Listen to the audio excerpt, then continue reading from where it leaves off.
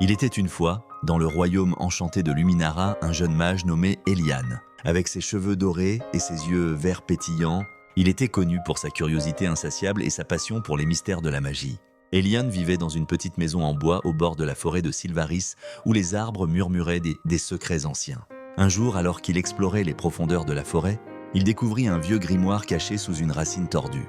Ce livre, orné de symboles étranges, contenait des incantations oubliées et des légendes sur un artefact puissant, la pierre de lune, capable d'accorder un vœu à celui qui la possédait. Intrigué, Elian décida de partir à la recherche de cet artefact. Accompagné de sa fidèle amie Lyra, une elfe aux cheveux argentés et aux yeux bleus comme le ciel, ils s'aventurèrent au-delà des limites connues. Lyra était agile et rusée, avec un sens de l'humour qui illuminait même les moments les plus sombres. Ensemble, ils affrontèrent des créatures fantastiques, comme les griffons des montagnes et les sirènes des lacs. Au fil de leur voyage, ils rencontrèrent un dragon majestueux nommé Tarok, qui gardait l'entrée d'une grotte mystérieuse.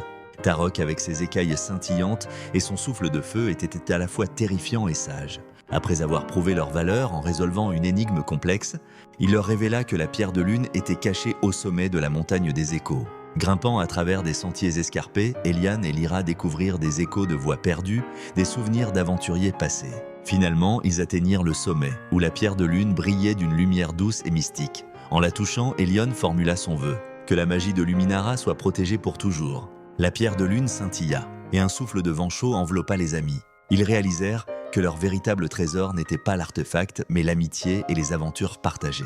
En redescendant, ils savaient que leur histoire ne faisait que commencer, et que Luminara, avec ses mystères et ses merveilles, les attendait encore.